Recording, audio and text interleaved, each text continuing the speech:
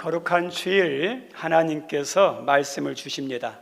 하나님이 주시는 말씀은 마태복음 15장 21절로 28절 말씀입니다. 마태복음 15장 21절에서 28절 말씀 우리 함께 읽겠습니다.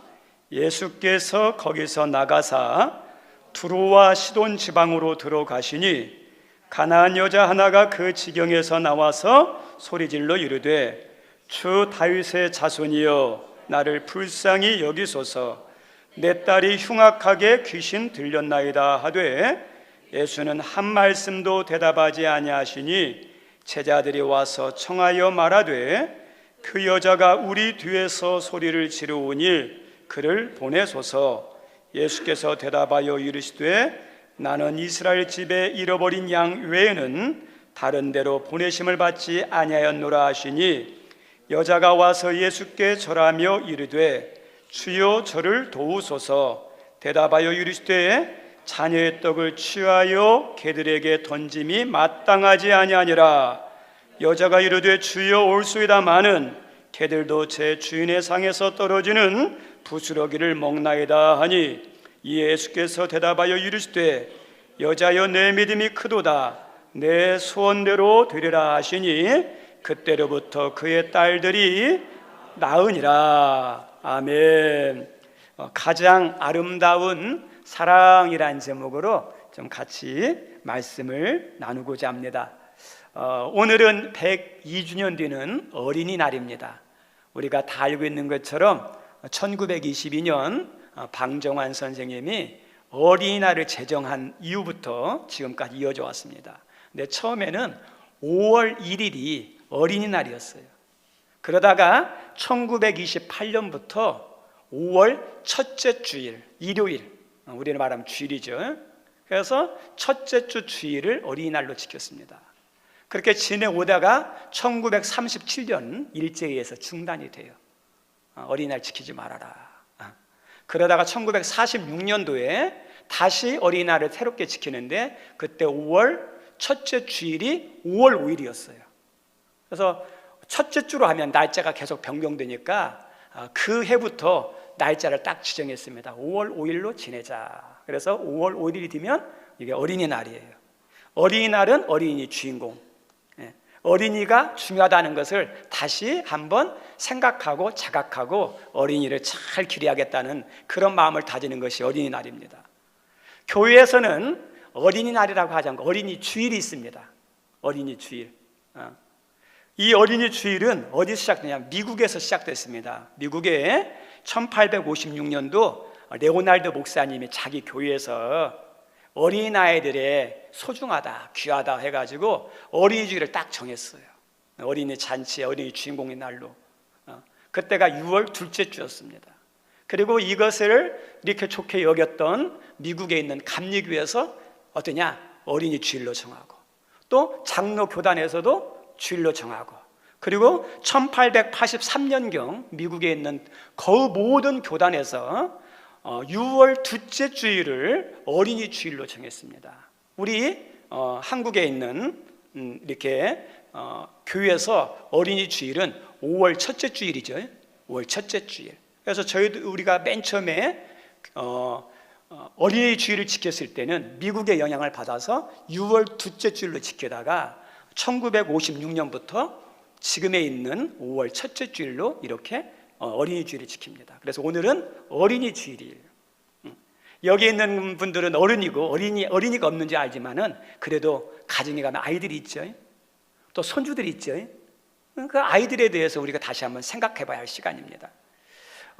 어린이날을 제정하고 어린이 주일을 지키는 것은 그 아이들이 중요하고 소중하다는 건데 그 이전까지는 아이들은요 소중하지 않았어요. 인권 없었어요. 존중받지 못했어요. 비인격체였어요. 그리고 심지어는 어떠냐면 무슨 일이 있으면 착취의 대상이었어요. 우리 덴마크의 엔데르센이라는 분이 쓴 거기 성냥팔이 소녀라는 책이 있습니다. 그 동화가 있습니다.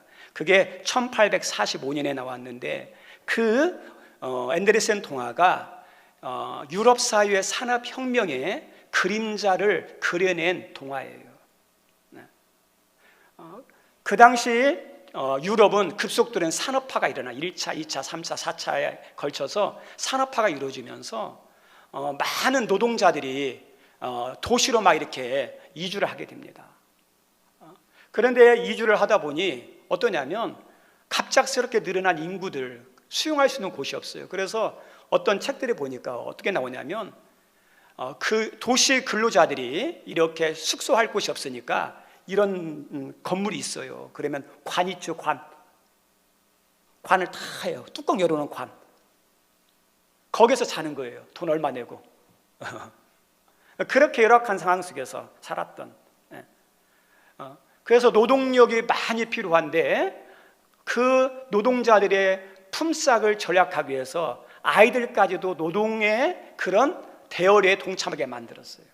왜냐하면 당시 노동값은 어른들의 10%, 20%거든요. 그리고 12시에서 12시간, 16시간을 일합니다.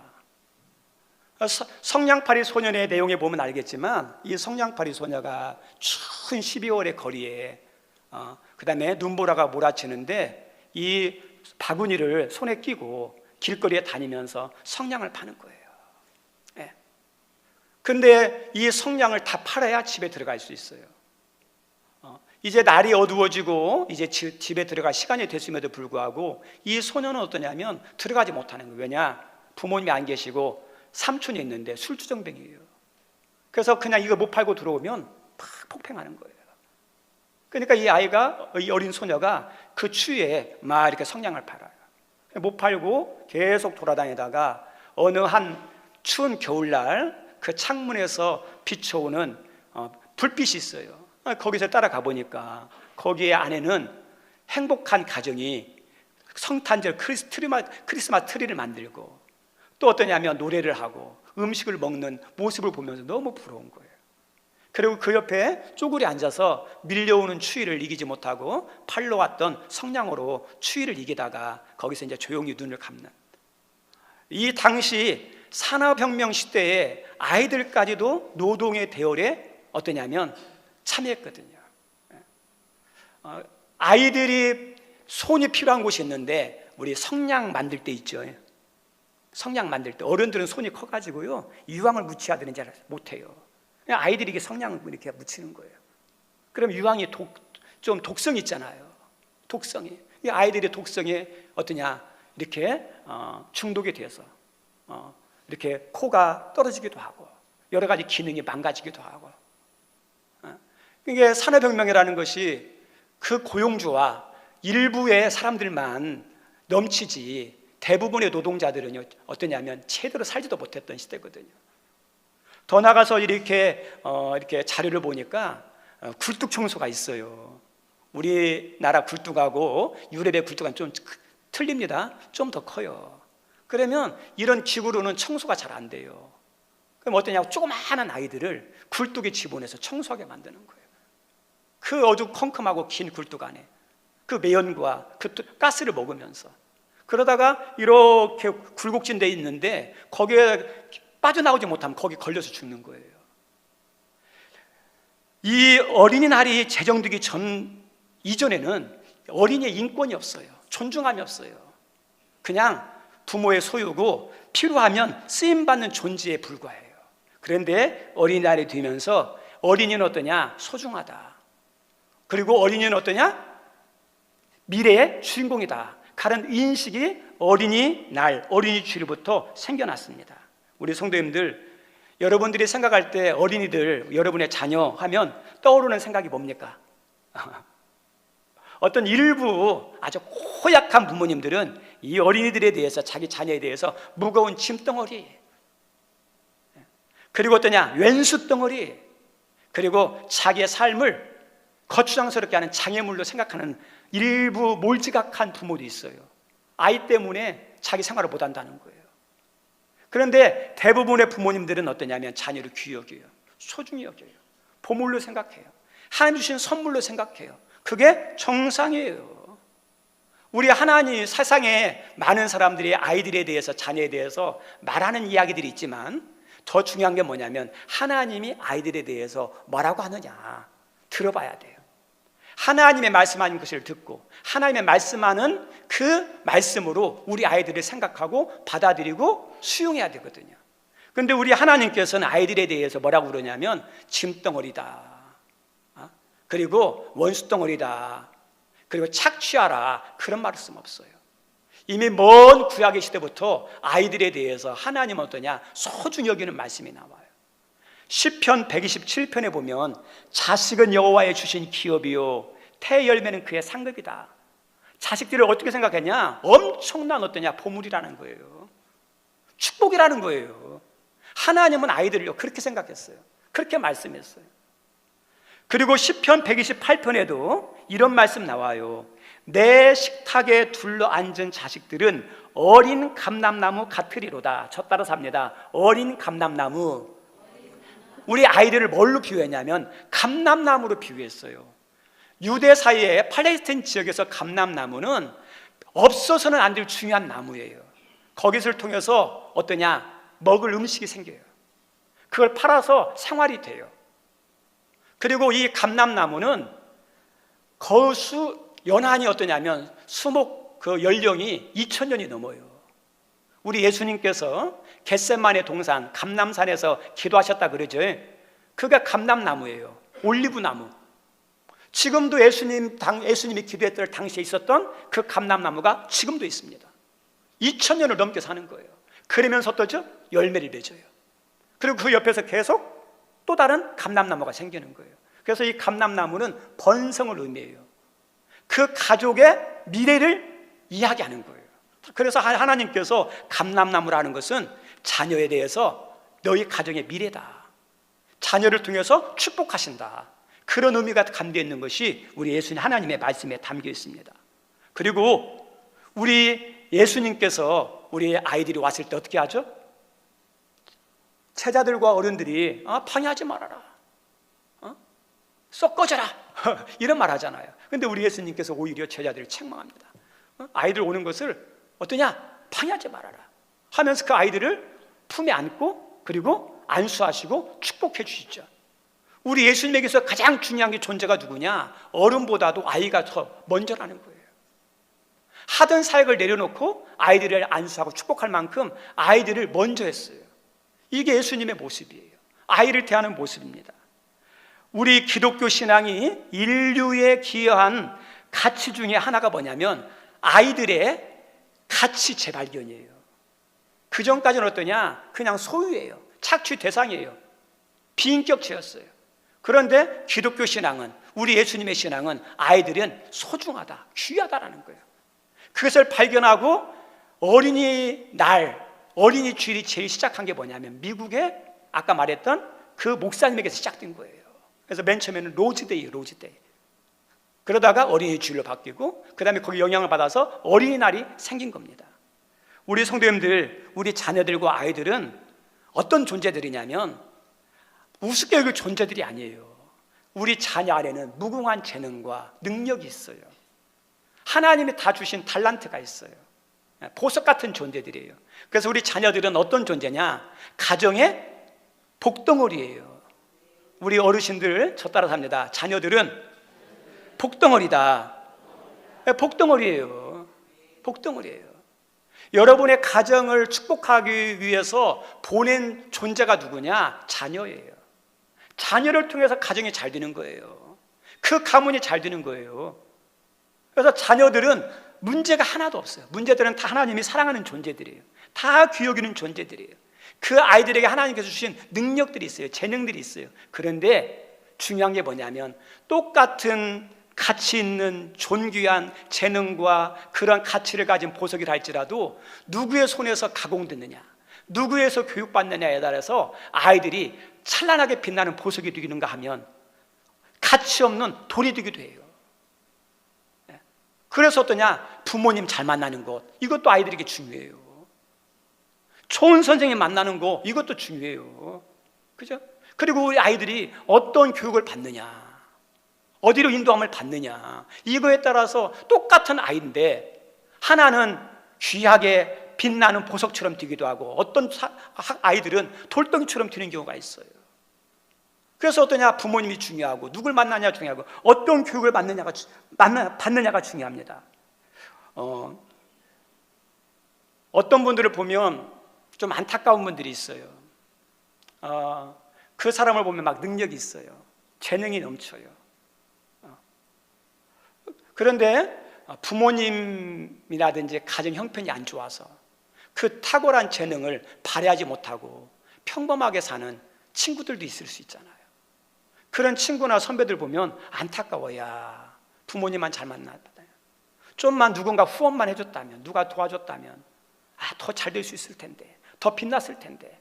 그런 사람들이 있어요. 근데 반면에 어떤 사람이 있냐면 나와 평범해요. 큰 차이도 안 나요. 그런데 어떠냐? 돈 많은 부모님 만나가지고 대학 가고 대학원 가고 유학 가고 하면서 어떠냐? 나중에 보니까 막 달라져 있어요. 야, 보면서 부모님 잘 만나서 돈에 영향력 받아가지고 저러는구나. 그런 사람들도 있잖아요. 우리 성도님들, 여러분 자녀를 키우면서 자녀들에 대해서 어떠냐? 미안한 생각 들 때 있지 않습니까? 개인적으로 미안한 생각이 들 때가 있어요. 왜냐하면 우리 자녀를 사랑하는 마음은 다 동일해요.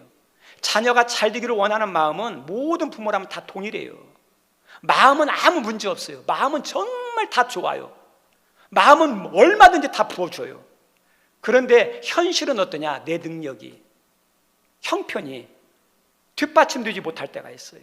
그래서 우리 자녀들이 나보다 더 능력 있는, 더 좋은 가정에서 태어났다면, 부모님을 만났다면 더 잘 됐을 텐데, 더 지원을 많이 해줄 텐데 하면서 미안한 마음이 들 때가 있어요. 미안한 마음이. 그렇지만 냉철한 현실은 엄연히 내 자녀잖아요. 내 자녀잖아요. 그래서 내 자녀이기 때문에 내가 할 수 있는 안에서 최선을 다하는 거예요. 최선을 다하는 거예요. 네. 오늘 말씀에 보면 한 어머니의 자녀를 향한 놀라운 사랑이 나와요. 우리가 알고 있는 것처럼 수로보니게 여인인데 우리 예수님께서 두로와 시단 지역으로 부지런히 사역을 하러 다녔어요. 근데 거기에 가나안 수로보니게 여인이 온 거예요. 오면서 예수님을 향하여서 외칩니다. 주님, 나를 불쌍히 여기십시오.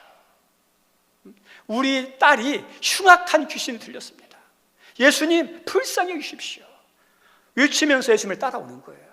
근데 예수님은 그 귀에 들렸음에도 불구하고 이런 방구도 하지 아니하고 아무 반응도 하지 않아요.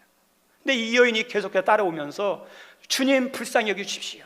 내 딸이 흉악한 귀신이 들렸습니다 하는 이야기를 제자들이 듣고 오히려 민망했어요. 그래서 예수님, 저 여자가 예수님 따라오면서 저렇게 외치는데 어떻게 해서 좀 돌려보내시죠. 이렇게 합니다. 그랬더니 우리 예수님께서 내가 이스라엘의 집에 잃어버린 양 외에는 내가 보냄받지 않았다. 나와 상관없다. 우리가 아는 것처럼 아주 매몰차게 딱 단절하잖아. 나와 상관없는 여자다. 나와 상관없는 문제다. 이런 이야기를 들었음에도 불구하고 이 여자가 예수님께 확 달려와서 무릎 앞에 꿇고 어떠냐? 예수님, 좀 도와달라고, 그리고 꼭 좀 고쳐달라고 이렇게 간절하게 합니다. 그럴 때도 우리 예수님께서 한 걸음 더 나가서 자녀의 떡을 취해서 걔들에게 주님이 마땅치 않다 하면서 상처 주는 말을 탁 해요. 근데 이 여자가 그 말에도 불구하고 어떠냐면 예수님 말씀에 옳습니다. 그런데 한번 생각해 보시죠. 걔들도 어떻게 삽니까? 주인의 상에서 나오는 부스러기 먹고 살지 않습니까? 하면서 이 예수님께 자기의 흉악한 귀신 들린 딸을 위해서 얼마나 예수님께 이렇게 믿음으로 붙잡는지 몰라요. 그 모습을 묵묵히 봤던 예수님께서 마지막에 말씀하셨죠. 여자야, 내 믿음이 크도다. 내 소원대로 드리라. 어쩌면 예수님의 의도들이 시험했던 것 같아요. 우리 성도님들, 대부분의 부모님들, 어머니들은 정말 훌륭하고 대단한 부모님들이에요. 부모님들이 특별히 훌륭하고 존경스러운 분들이 뭐냐면 아픈 자녀를 둔 부모님들이에요. 왜냐하면 어머니는 부모는 자녀와 달라요. 자녀들은 부모님이 불편하면 방치합니다. 부모님은 어떠냐? 자녀들을 끝까지 책임져요. 그리고 자녀들은 부모님을 부끄러워할 때가 있는데 부모님은 어때요? 자녀들을 절대 부끄러워하지 않아요. 부모님의 위대성이에요. 아픈 자녀를 둔 부모님들의 어떠냐? 훌륭한 존경스러운 모습이에요. 저희 집안에도 가족이 많다 보니까 다양한 사람이 많아요. 저희 다섯째 형님 가정에도 몸이 아픈 아이가 태어났어요. 말을 못하고 걷지 못하고 기어다니지 못하고 나이는 먹어가요. 10살, 20살, 20몇 살 먹어가는데 여전히 누워있어요. 여전히 그냥 먹질 못해요. 누군가 떠넣어줘야 돼요. 어디 가려면 점점 크가니까 못 가니까 부모님들이 다 이렇게 들어서야 돼요. 그리고 또 이런 대소변을 가리면 좋은데 못 가려요. 항상 어떠냐? 기저귀를 차요. 그래서 저희 다섯째 형님하고 형수님이 어디 제대로 한번 놀러 간 적이 없어요. 그리고 아이에게 들어가는 돈이 많으니까 좀이라도 돈을 많이 벌기 위해서 중국에 가서 일을 하면서, 그리고 어떠냐면 영상 통화하는 거야. 딸 한번 보여달라고.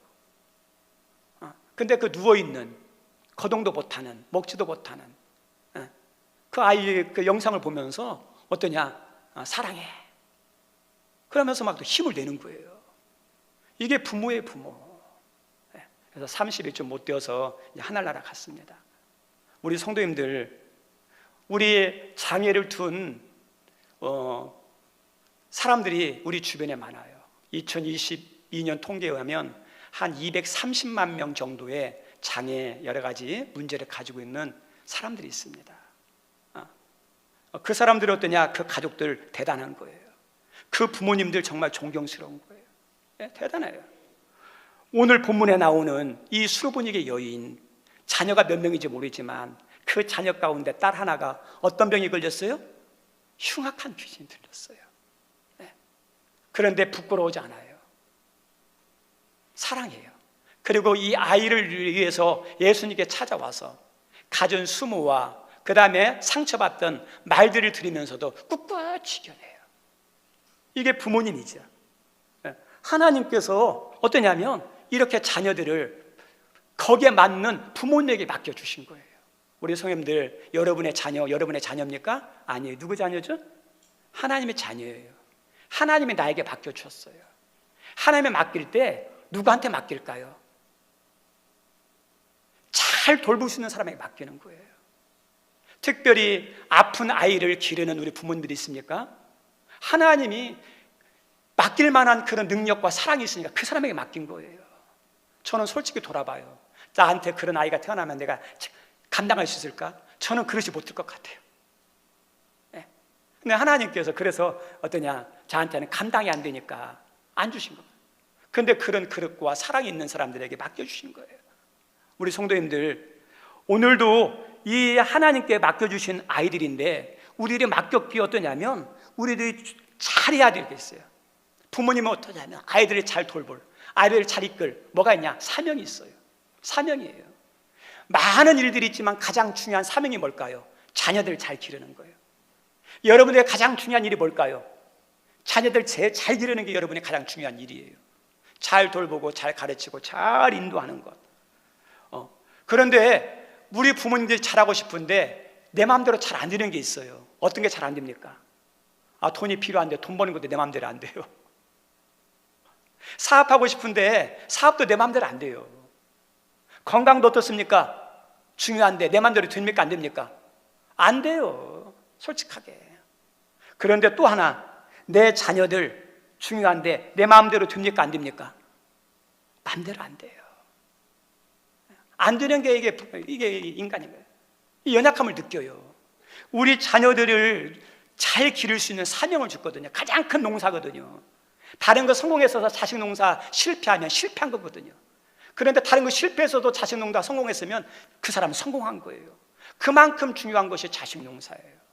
그런데 자식을 잘 기르고 그다음에 훌륭한 사람 만들고 싶은데 내 마음대로 안 되는 것이 우리의 연약성이에요. 우리 아이들 건강, 여러분 마음대로 됩니까?